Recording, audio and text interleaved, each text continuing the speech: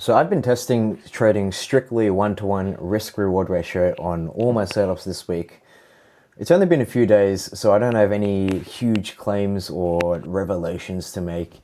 But I've had some pretty clean setups, so I just want to walk through some of those setups that I've had in the last few days and show you exactly what I've been seeing.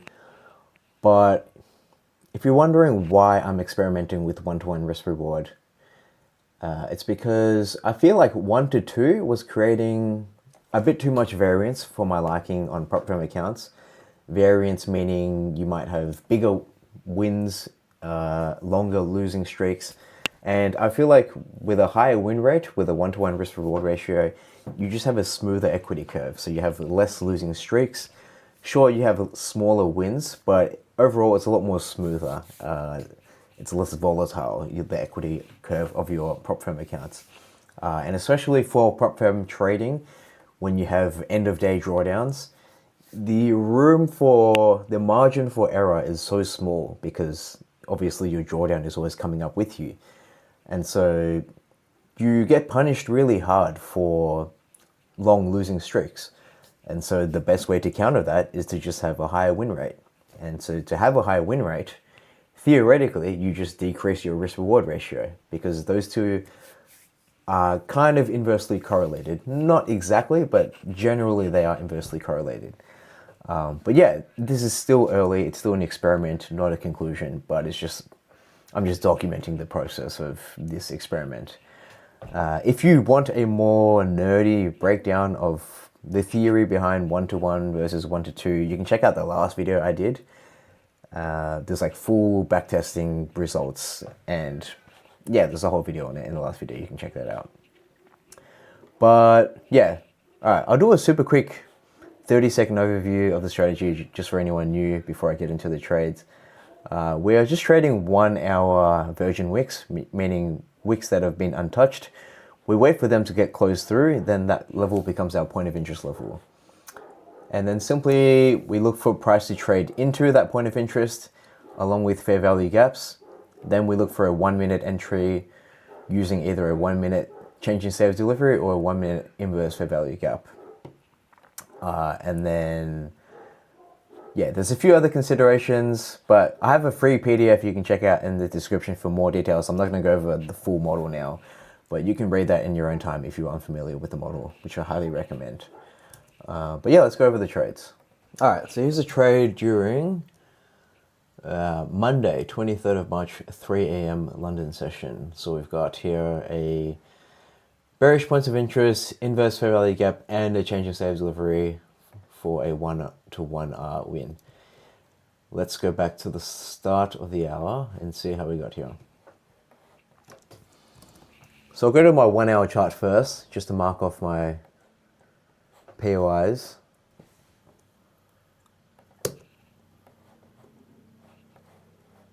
All right, so we have this 2 a.m. candle closing very strongly bearishly through this virgin wick, this virgin wick. So these two wick levels will be our points of interest. So we can go to the 1-minute time frame. As you can see, whoa, there are our points of interest. Now let's wait for POIs to get engaged. Bang. POI has been engaged and then followed by an IFVG. So the one I've marked out here is actually technically not an IFVG. It's actually technically 2 IFVGs. So there's one there and then there's one there. But if there's 2 in succession, I would rather just consider them as one. Because let's say you inverse the first one, but then you don't inverse the second one, then it's not a proper IFVG.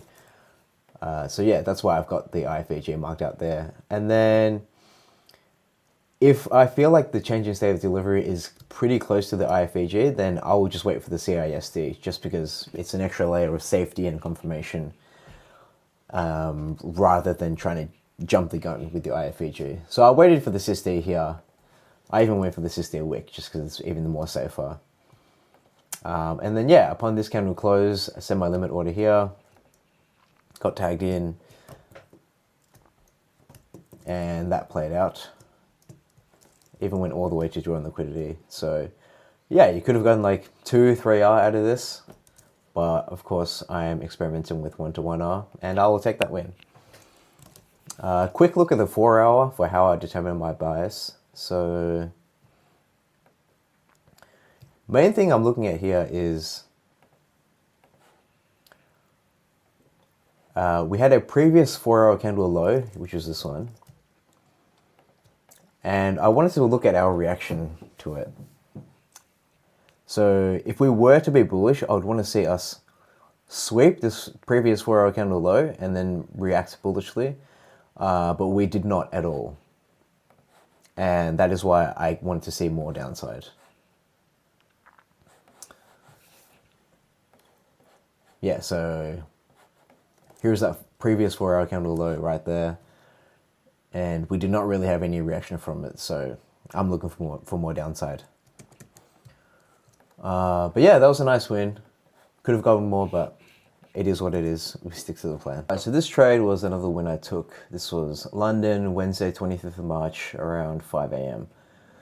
So let's go to the 1 hour first. And I'll just mark off my points of interest.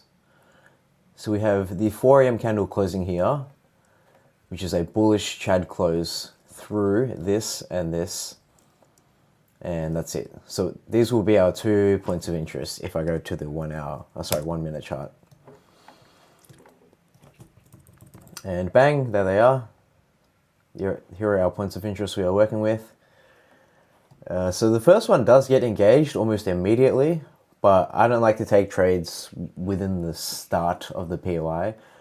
I like to wait at least 10 minutes just because my data shows that the win rate is higher. But if you take that, then that's completely fine because that would have been a winner. Looks like there's a... Whoa. There is a SysD here. So let's say you market order in there. Something like that. But yeah, I did not take that. Let's go to the trade I did take. So I want to wait for the POI to get engaged again. There we go. POI then got engaged. And then we have an investor value gap. So I actually got in on this pullback because I wasn't quick enough to market order in there. So I actually got something like that. Stop loss at the low, targeting 1R. And before we let that play out, let me just show you the 4-hour and what that looks like and how I got my bias. So yeah, ever since we tapped into this massive bullish 4-hour FVG, I have been bullish since then. And I'm looking for this swing high to get taken out and this swing high to eventually get taken out. So until these get taken out, my bias remains bullish. Unless for whatever reason we inverse this massive 4-hour gap. But I am bullish. So that is why I took the long. So back to the 1 minute chart. Let's see this IFVG play out. Bang, there you go.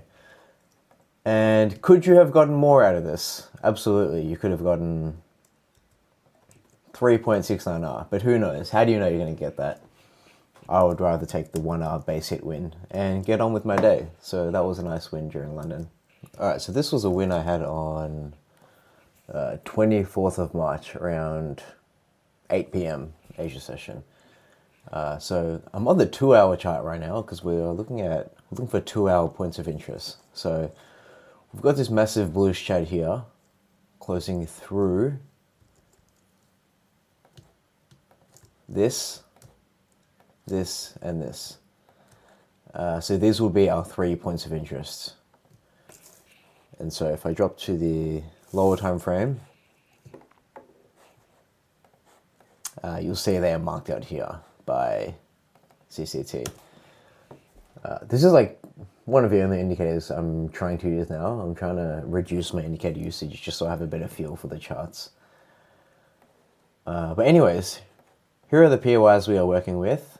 And then price kind of just chopped around for a bit. It did engage it, but this was before Asia session, so I wasn't watching here. And then eventually, Asia session started.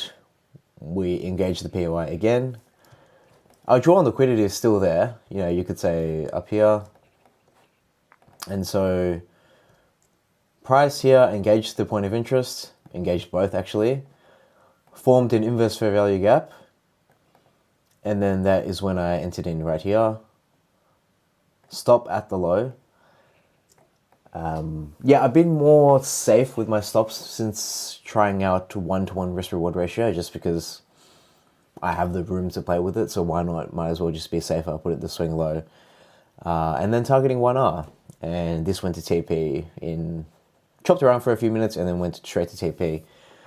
And yeah, this one could have gotten potential, what, 2.8? Let's see how far it went. Yeah. Oh. But yeah, sticking to one, that was a nice win. And for my bias here, I'll just show you. Let's go back to here. I'm looking at the 4R for my bias. So as we can see here, from what I can see, it looks like, yeah, so we would be at this current candle. Price just tapped into a bullish 4-hour FVG right here, this big green box. And we also closed over the previous candle high. So that gives me a bullish bias. Which is why I was happy to take longs during this time. So yeah, that was a nice win. All right, so here's another win I wanted to go over. This was on oil, so MCL. During 24th of March, 4 a.m. London session. So yeah, this was a perfect one-to-one win. This is one of those cases where if I went for any more, I would have lost. So yeah, let's go back to the start of the hour. So on the 1 hour, okay. All right, ignore everything. So on the 1 hour chart, we had this bearish Chad candle closing through this Virgin Wick and this Virgin Wick. So those would be our two bearish points of interest. So let's see. Here they are up here, these two red lines. Let's wait for them to get engaged. Bang, followed by an inverse fair value gap. So upon the IFVG closing, I entered in there. Looks like I missed that one. And then stop up there, TP down there. Chopped around for a bit and then bang, hit my TP. And then, yeah, it would have been a loser. So here is a case where one-to-one actually worked out and it saved my win rate. And I just want to go on the 4 hour as well to show why I took this trade. So as you can see on the 4 hour, there's a massive bearish 4 hour gap here. But then there's also a bullish 4 hour gap right here. So this is the candle we were in at the time of the trade. So the most recently we'd swept a previous candle high and tapped into a 4 hour bearish gap. So I was looking for us to go down into this gap. I wasn't sure how far we'd go into this gap before we react back up. So we're kind of just sandwiched between these two FEGs. So in this instance, I would just be neutral and I would take any A+ setup that comes my way in any direction because, yeah, it's not super clear. But yeah, that was a nice win. Nice win. Nice one-to-one secured on oil. All right, I'll share a loss I had as well because, of course, losses are part of the game. You're not going to win every trade. So this was on NQ, London session, 24th of March. So we're looking at this 3 a.m. bullish close. So this Chad candle closes through this Virgin Wick and this Virgin Wick. So these will be our two bullish points of interest. So let's drop down to the 1 minute time frame.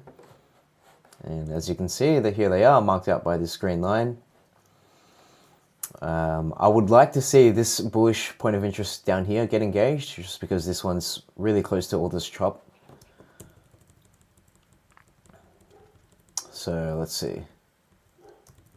All right, bang, PY gets engaged. Now we're just looking for a change in state of delivery, and